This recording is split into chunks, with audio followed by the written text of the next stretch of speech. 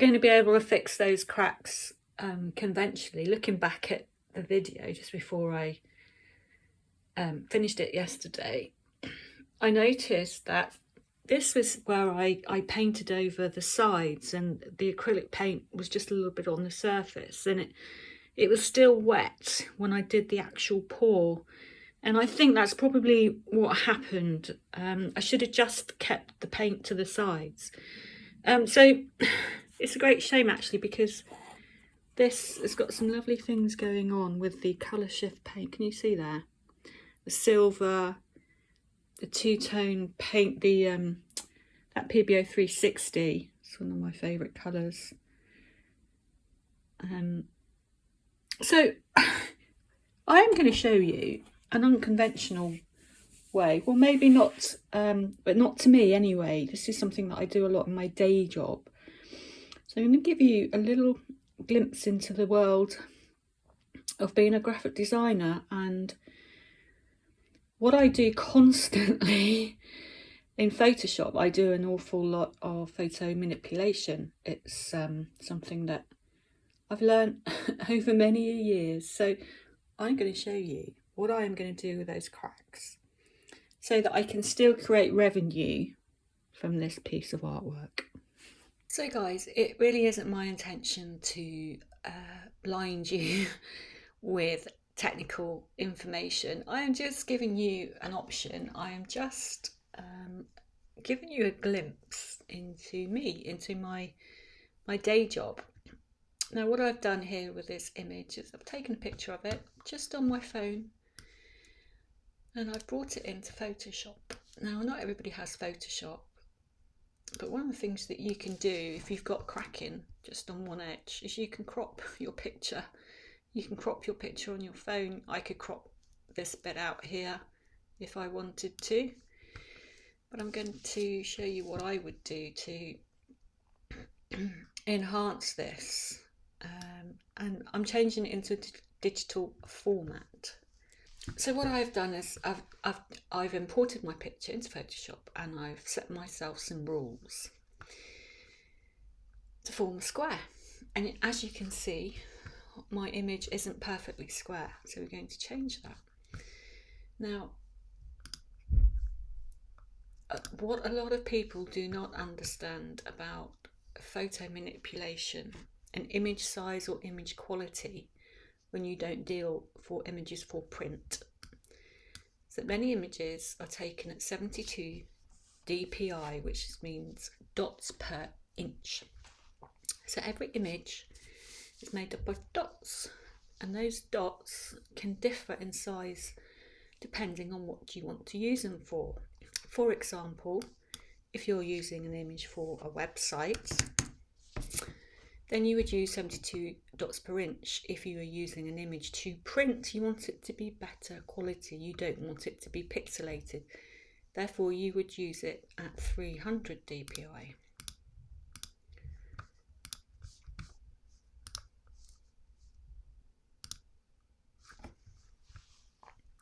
So you will see, I just went back there, that this image at 72 dpi is 142.24 centimetres wide and 80 centimetres deep. Now that's quite big. So I know that if I change that to 300 dpi, I have enough quality in my image, 3000, in my image to play with. So I can't put, you notice the size is greatly reduced there. I cannot put more dots into my image if my image is tiny. It won't work. You have to have a high quality image first to convert it to the right resolution. In this case, it is 300 dots per inch. So I know my image is the correct resolution. So I'm just going to go select all, and I'm going to change the perspectives. So I'm just going to use distort actually and drag corners in. Let's get rid of that.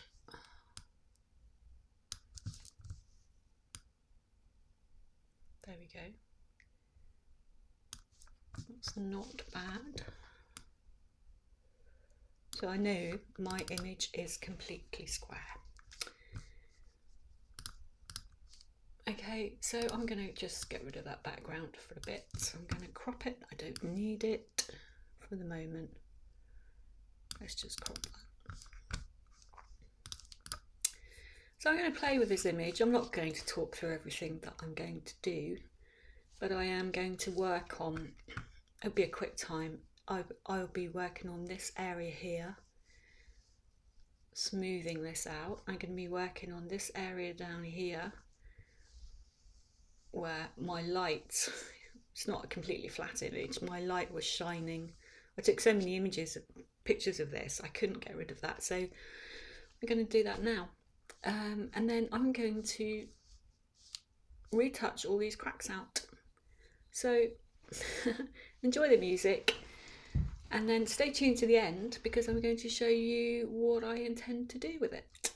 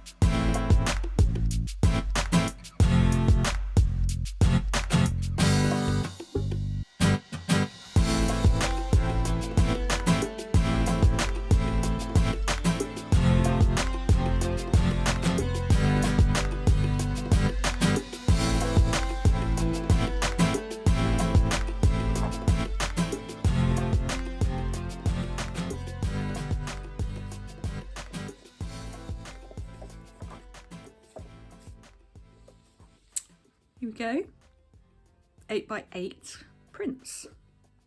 I've only got 10 limited edition prints done of this, and I have them to give away. So if you would like one of these, just drop me an email. Here's my email address. I'll put it in the description below. It's always, all my contact details are always in the description below YouTube videos. Limited edition prints. If you'd like one, you have to be a subscriber to my channel. Just as a little thank you to those of you who have watched my videos and your lovely comments. If you would like one, just drop me a line. And I will be doing more of these and working on the techniques and hopefully get better. The next video I do will be doing another side-by-side comparison, and what I'll be doing is I'll be using my homemade cell activator, my varnish activator, in one swipe, and then in the one next to it I'm going to be comparing it with the Aussie Floetrol. I expect my Aussie Floetrol to be I just looked at the sell by date, 20th of the 7th 2021, so it's not got a long shelf life, about 6 months. Didn't know that. You learn something new every day. So I'll be doing a direct comparison with this stuff in my next video. So thank you for watching. This wasn't perfect, but it rarely is completely perfect, is it? There's all sorts of fixes and all sorts of things that go on in the background. But I try and show you exactly how it is.